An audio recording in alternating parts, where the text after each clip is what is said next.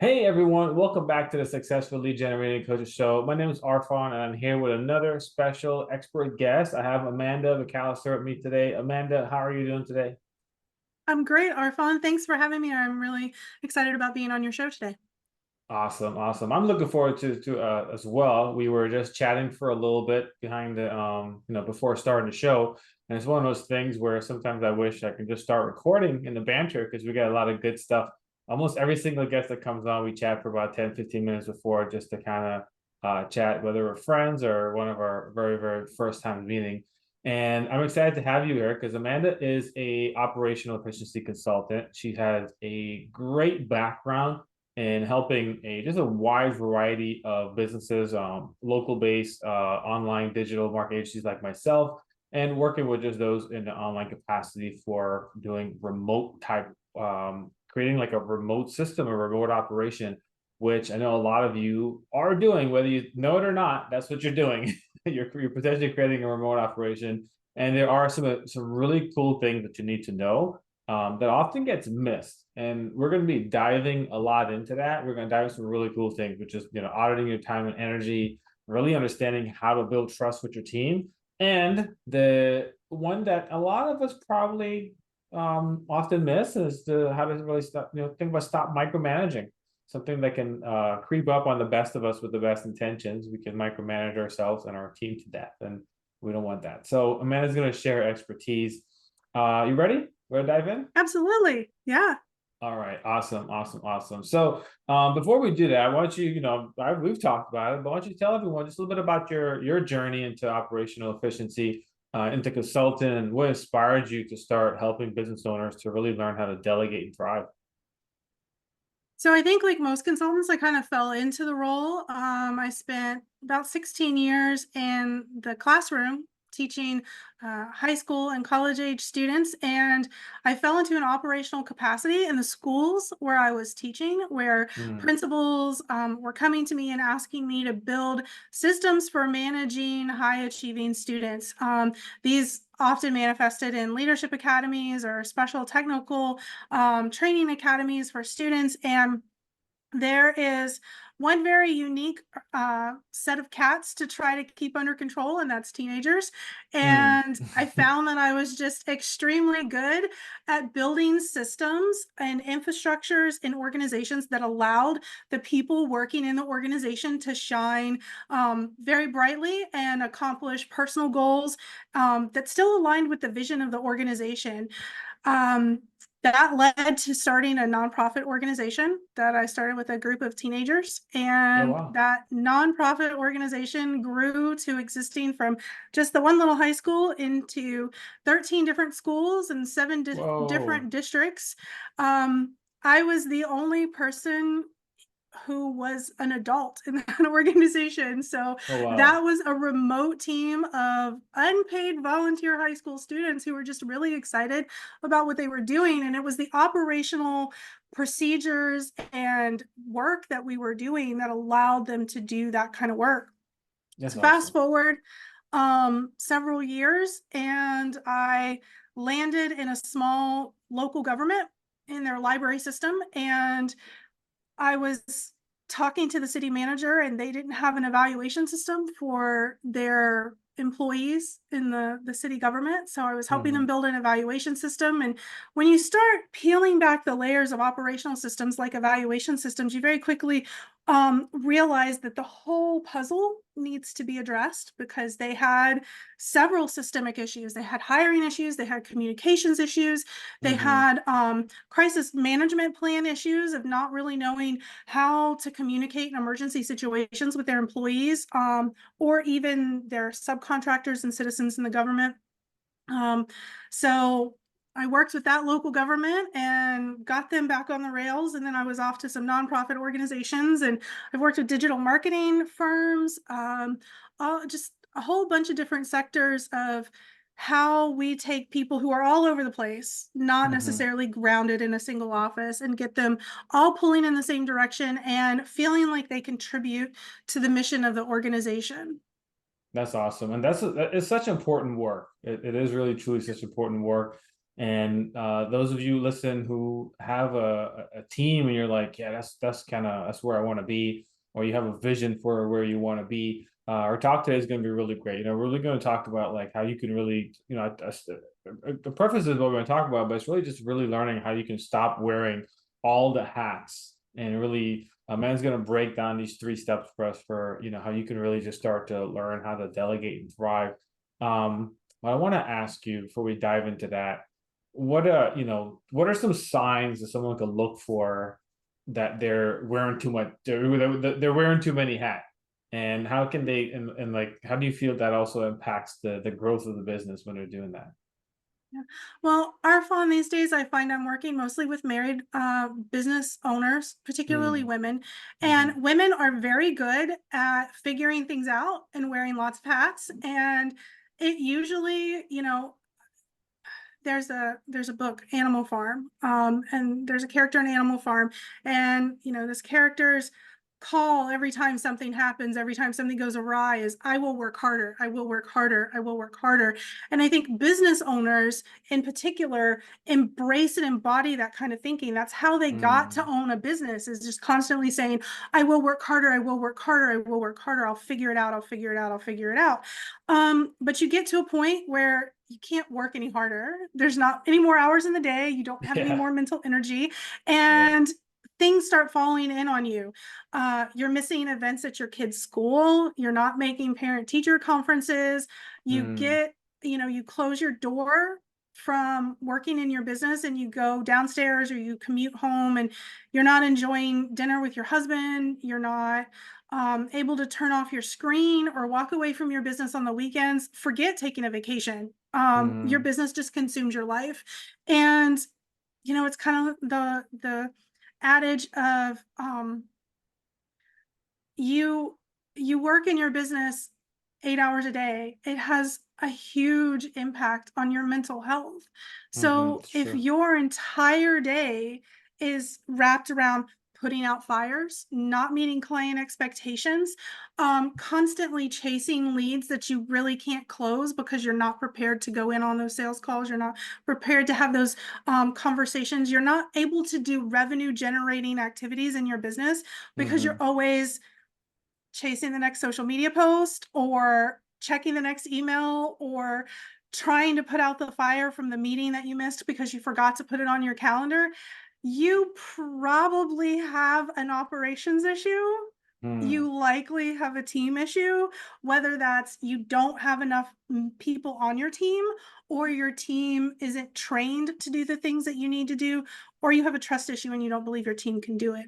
So, all of those are operational issues that I help business owners fix so that they can get their time back. They can take a vacation from their business. They can spend time with their spouse. They can be mm-hmm, involved in their children's upbringing.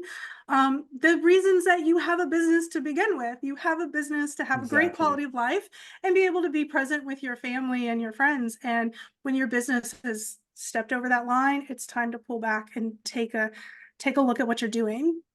Yeah, and I'm glad you mentioned that because a lot of these things, sometimes we're going through it, we don't even realize it. In our own business, it was around 2019 where that exact same thing started happening, just kind of creeped up on us.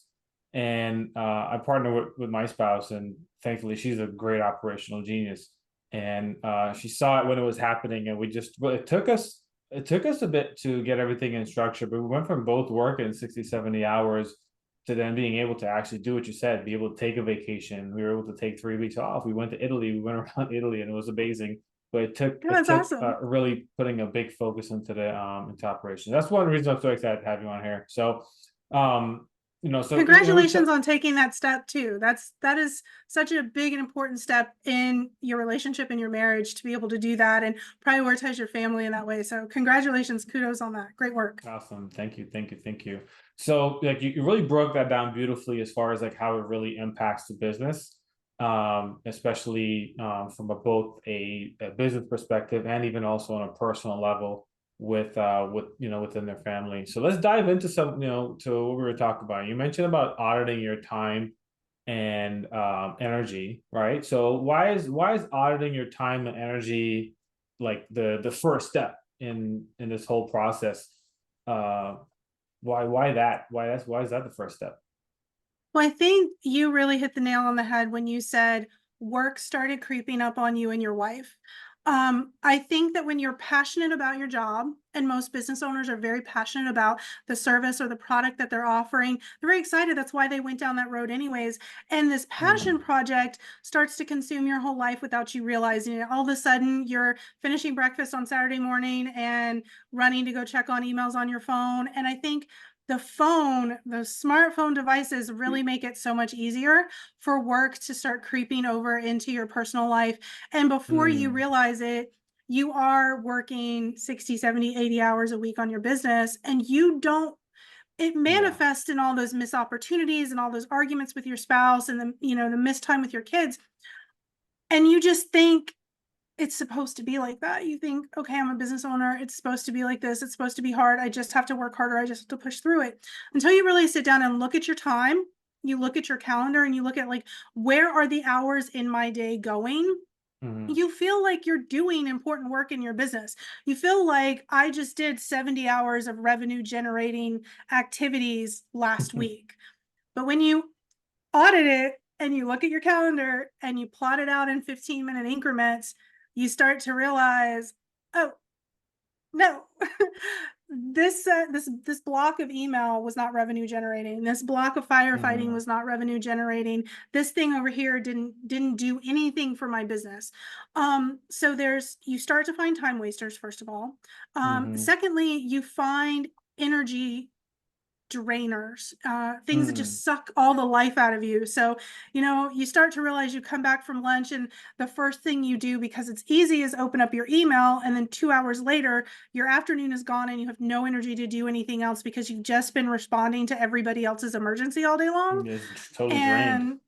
And you're mentally drained, your heart's not in it. And then you're just pacing the clock to when you leave, and you're not getting any work done that's quality work. So that Yeah. audit allows you to target, number one, the things that you need to delegate, Mm-hmm. and number two, the things that you just need to cut out of your day entirely, because there are a lot of things we do as business owners that don't contribute to our business in any way, shape, or form. We don't need to do it as the business owner, and our team doesn't need to do it either. One of the things that we were talking about was my business is wanting to get onto TikTok, and I fought it really hard because I thought it was just going to be another shiny object. Mm-hmm. So my team and I sat down, we did the energy audit, we did the time audit, and we were like, okay, we're spending too much time on another social media platform that's not going to get us the same lift as TikTok.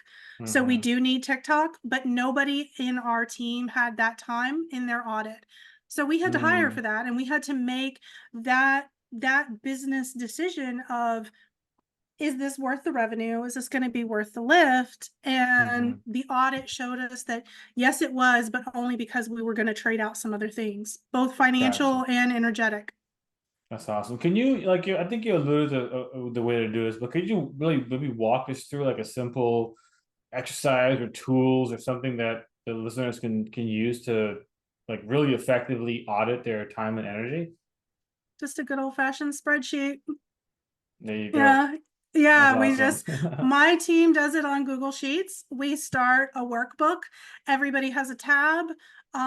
We have a template that's already generated. It's broken down into 15-minute segments, depending on Mm-hmm. how deep we want to go. Sometimes we just do like half-hour blocks. But we do it on a Google Doc, so everybody on the team can see everybody else and what everybody else is doing, which is a huge trust factor. Mm-hmm. My dad always taught me growing up, don't ever ask anybody to do anything you're not willing to do yourself. That doesn't Mm-hmm. mean you do everything yourself. It means don't ask somebody to do something you're not willing to do. And with that time audit, one of the things when I work with a business for the first time, the team immediately thinks to themselves, oh my God, I'm getting fired. They're looking for places to cut people. It's not what it is at Mm-hmm. all. It's a way to direct Yeah. people's energy in a more efficient manner. So I do the Mm-hmm. time energy, or I do the time audit with my team whenever we do it.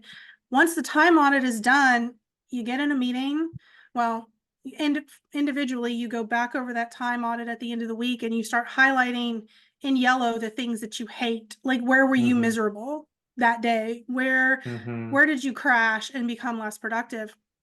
And then we get in a room and we talk about it with each other, and we talk about the things that we can trade off and the responsibilities we shouldn't be doing. And that's really what teamwork is. You should have a dream team behind you that's complementing your weaknesses and your tired points. Absolutely. Mhm. Absolutely. We did the exact same way too. We had a little spreadsheet on Google. And the cool thing is you can access it if you have this Google Docs on your phone or Google Sheets on your phone. Yep. It's not just only when you're at the computer, you can basically fill out anytime. And it Yep. was really amazing. And it was something that we had to tell our team, like, hey, this is not to, find out if you're not doing or anything like that. It's really just to see where we can delegate or do we need Mhm. to hire for a certain task if it's taking up too much Exactly. time or if it's stuck or something like that. You Mhm. actually alluded to something else that I want to kind of keep going here with. So you mentioned that like that same tool is a really big trust factor, so like I feel like as and I have a degree in management and leadership, and I've managed local stores and teams up to 120 people, and trust is like often like a major barrier to delegation. The tighter and more trustworthy we are with a team, the easier and simple delegation can be. But like in your perspective, like how can business owners begin to build trust in their with their team in a virtual or remote aspect, especially when they're the ones who've been doing everything for so long, and now it's like they're have others and it's remote. Yeah. So I do think outside perspective often helps CEOs with this aspect. And a lot of my time spent consulting is taking a CEO back to that energy audit and reminding them, you already told me you hated doing this. You already told me Mm-hmm. this was the thing you Mm-hmm. never wanted to do again. And 3 weeks later, here we are. We're doing the exact same thing again. And we need to pull back Mm-hmm. because you had a hiring process. We talked about it. We built it. You believed in it. You interviewed a candidate and you were really excited the day you hired this person, and now you're frustrated with them. So let's get back and let's Mm-hmm. talk about the things that we're doing to support them. I strongly believe, maybe I'm a hopeless romantic on this, but I strongly believe no one woke up this morning wanting to get fired from their job. That was Yeah, not right. on anybody's radar when the alarm went off at 7 a.m. So if you're having a trust issue with an employee, where is that coming from? Is that coming from your own possessiveness of the task? I have to do this. Mm-hmm. I'm the only one that knows how to do this. If that's the case, then let's talk about your standard operating procedures and what we need to build out in that manner. Because the reason why you're unhappy with their work is they don't understand the way you want it done, which becomes Mm-hmm. a training issue. Um, Mm-hmm. I definitely think for new business owners, not even new business owners, growing business owners, when they get to that tipping point where they're like, I have to have help. I need to hire somebody. They are always worried about the financial impact of hiring Mm-hmm. somebody. Um, a very well adopted leadership principle is you can pay for top talent or you can train top talent. If you are hiring and paying top talent that cost you top dollar, they're Mm-hmm. going Yeah. to leave you for the next highest paycheck every single day of the week. The next highest offer comes in, they're out the door. Yeah, they're So gone. you're going to have to keep finding those people at higher and higher dollar figures. But if you're realistic and you are hopeful and optimistic and you come in saying, I'm going to train top talent, I'm going to find somebody who's scrappy, who has all the soft skills, who's a good values fit for our organization, who's excited to work with me and help my business Mm-hmm. grow. And then you're going to take the time to train them. They're going to be loyal to you every single time. And you're going to be able to trust them because you trusted the process you built along the way. And Yeah. that trust in a CEO's mind comes from being really clear and purposeful in their process, thinking about their values, thinking about what they want, thinking about the hiring process, thinking about the job description, really being tuned into the interview, where it's really an interview that's like, I want to find a reason to hire this person rather Mm-hmm. than interviewing to find a reason not to hire that Yeah. person. That's a really good point. I have a training program that I do for business owners where I teach a team member of theirs how to run ads in house, because you can hire an agency and spend thousands, or you can train one of the people you already have on your team it takes maybe 5, 10, 50, depending how much budget you have, extra hours per week. But if that person's only working 20 hours and they can go to 25 hours, you're saving a ton. So, but what I found is that the tightness that now the business owner has with that associate increases because they're communicating at a bigger level. Mhm. They see their value more because wait, my employee just invested to train me one on one to learn this Yeah. skill. So they just it's such a big empowering thing, and that Mhm. employee now is really just feeling a lot more committed. So when an offer comes to make X, even if it's just 15% higher or 10% higher, they're factoring in the whole thing of, hey, there's a relationship we have here. So I think Mhm. it's a really great point. Um, I love that. Is there any other like common challenges you see in like business owners face when it comes to trying to build trust with a team? Things that just just aren't right in front of our face, or things that we potentially need to learn how to overcome. So I think the other side of that trust factor, because trust two-way street, and we talked a lot about CEOs and how they have to Yeah. build trust in themselves for their employees. Employees value the soft benefits of the job so much more than the paycheck. Mm, People don't generally quit bad jobs, they quit bad leaders. So things like being understanding when your employee signed on 15 minutes late, paying for professional development time, making sure that professional development happens during the workday, not mm-hmm, running your business in constant crisis mode.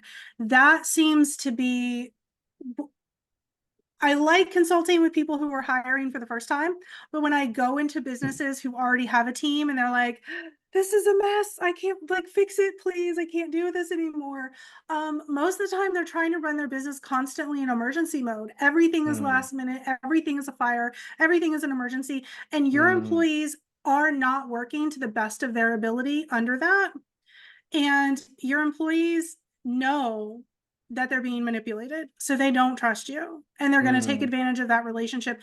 And they do feel like they're constantly being micromanaged in that state of constant emergency because they're constantly being told how to dictate the time in their day rather than having wow. autonomous control to prioritize their workload. They have no autonomy to approach it in the way that you want them to. And you hired an expert. Mm-hmm. You Yeah. hired, I talked about it, I hired a TikTok expert. I didn't know how to use the platform. I didn't want to know. I hired an expert and I got out of his way and I shut my mouth. Mm-hmm. And he has That's good. appreciated that so much. And it's been so different because other places he's worked has been like, well, I don't like that video and I don't like these captions and I don't like this and I don't like that. Mm-hmm. Well, you're not the TikTok expert. I am. Yeah, exactly, Yeah. exactly. So, we talked about, one thing is like a stop micromanaging, and that very much so goes into when we're picking on a little thing like has to be done this way, it's got to be done that way. It's just really micromanaging everything, Yeah. and it sometimes like I've talked to people who don't even realize they're doing it in the real world capacity. I've had many managers work under me, and I just observe them. And I'm like, why are you micromanaging someone? Like, what are you talking about? I'm like, they didn't understood, they didn't even know what that meant, and I have to break it Mhm. down for them. But I feel like it could also be a hard habit to break. What are the like? What would you say are like some of the first steps that someone could take to stop micromanaging? Just instead of micromanaging, stop micromanagement and start empowering their entire team.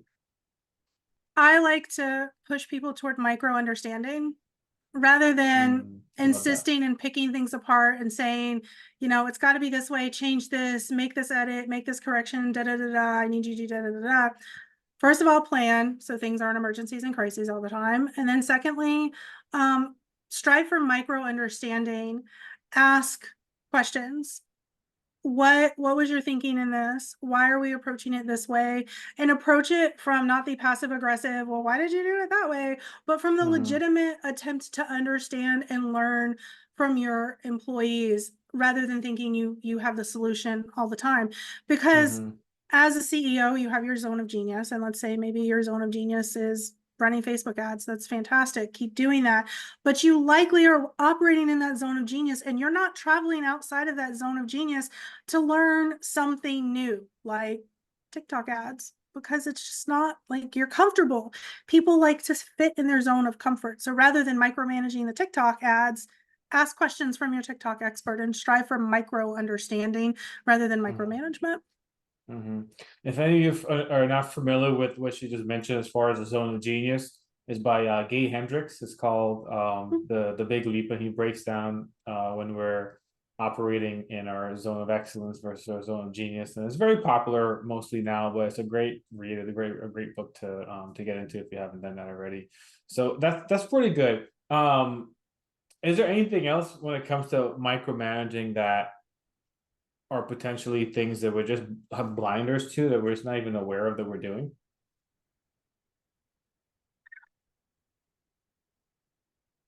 I think it's very easy as a business owner to constantly have your eyes on your P&Ls, which you should.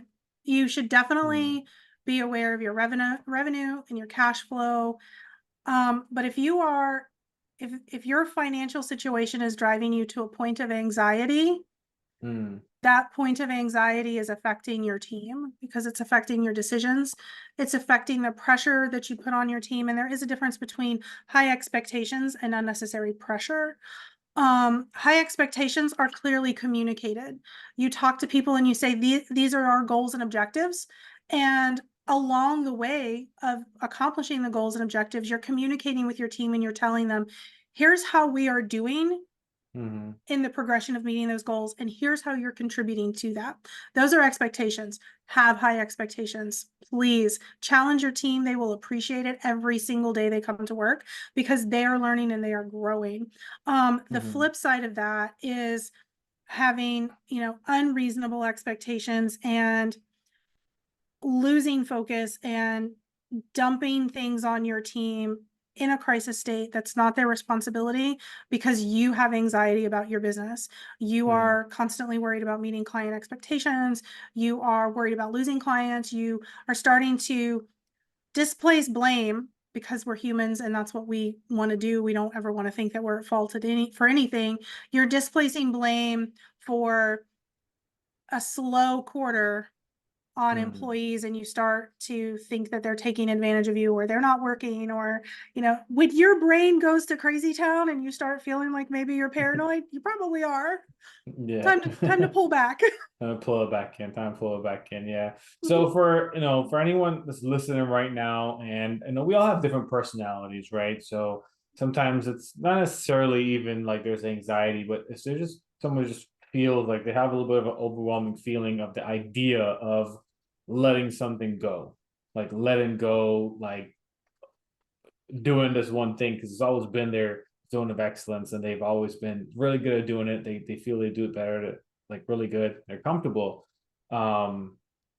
What's your advice that you would give them to really start moving towards a journey of really being able to delegate and to thrive in their business? I think you have to take stock of what makes you happy and why you're in the business. I think it's very easy in our social media world to feel like the goal is an 8-figure business for every business owner.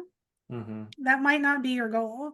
Your goal as a business owner may legitimately be a stable monthly recurring income where your family is provided for and you're able to take a couple of vacations, and you can get that in the 6-figure range.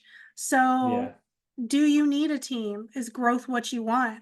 And if growth is what you want, then you have to begin to understand all of the things that you have to let go of as a CEO who's growing their business. So I think coming back to the question of what does success look like for you is one of the most important things a business owner can do, and they've got to own that. Success for everybody isn't necessarily an 8-figure business. Maybe it is. But the path to that 8-figure business versus the path to a stable middle class, middle America income are two very different paths and two very different leadership styles. And there's nothing wrong with either one. Operations can help you get to both of them, but you've got to define what that success looks like for you and for your business. Awesome. Love that so much. Awesome. I've appreciated our conversation. It's very enlightening. It's something that a lot of business owners need to have. We've only just scratched the surface, really brought a lot of awareness to the situation. or just be the whole topic of taking off the hats and giving it to somebody else and really being able to thrive in your business. I know when Jojo and I did that, it took a lot of pressure off, where it wasn't just me now managing 15 to 20 ad accounts, but I was actually just managing the ad managers. I was able to make better decisions, get better results for clients. And it's one of those things that we could feel. Amanda mentioned briefly that you can sometimes feel that when you start hiring, your business may lose traction, or you may not be making as much revenue. And the opposite is often true, where you start making more because you're actually able to Mhm. now focus on those revenue generating activities, the things that actually move the needle when it comes to generating leads that you can close. So if you rewind this episode, listen to the second time, and I'm going to toss it back over to Amanda, because earlier she mentioned she has a really special offer just for our audience. And I also would love for you to share how people could just connect with you on social, things like that, just to be able to follow you. Yeah. So I'm easiest to find on my website, amanda-mccallister.com. I'm sure Arfon, you'll put that in show notes. I'll So drop it all in the show um, notes. Yeah. yeah, I won't bother spelling that out for anybody. I'm on Instagram at Amanda McCallister Consultant. Um, but if people are looking to get into my world and work on their operations, I would love to do that time and energy audit with your audience, Arfon. I'll do it for your audience for free. Their discount code will just be Arfon24. So Oh, they can awesome. get a hold of me to do that business audit, to really investigate if this is a path that they want to go down. Like I said, some people are thinking like, maybe, yeah, I do want to grow, and they get to the end of that energy audit and they start looking at the things that they're passionate about that they may have to give up, because you've Mm-hmm. got to give up some of your one-on-one interactions with your clients to grow your business. Maybe they don't want that, and they get to the end of that energy audit and they say, nope, I'm going to keep all these hats for me. I love all my hats. They're great. They're stylish. But maybe you get to the end of that energy audit and you're like, okay, yeah, maybe I do want to hire somebody. And if that's the case, I've got a hiring clinic that I'd love to help your audience walk through so they know how to start looking for people for their business. Both Very of those awesome. offers you can get to on my website. I appreciate it. Thank you so much. So I will put the those links in the show note on the blog and in the email, so you guys can have plenty of opportunities to take advantage of the audit. I've done that audit probably 3 times between Jojo and I and our team, and it's extremely valuable. So for Amanda to offer this for free, it's an incredible offer. So please go ahead and to check that. And just a reminder again, the code is going to be my name, Arfon24. So make sure you use that to get the audit. So take advantage of that. Amanda, again, thank you so much for joining the show today, for sharing your wisdom, for sharing your expertise. Before we go, is there any last piece of advice you'd like to share with the audience? Remember, nobody woke up this morning to get fired from their job. You've really got to believe in your people. And that starts in your heart and in your soul. And in the hard moments, you've got to tell yourself that. You have to step back and say, this person didn't wake up this morning to make me angry. What's going on? And ask that question. You're always going to make the good decision when you ask that question and start there rather than being angry.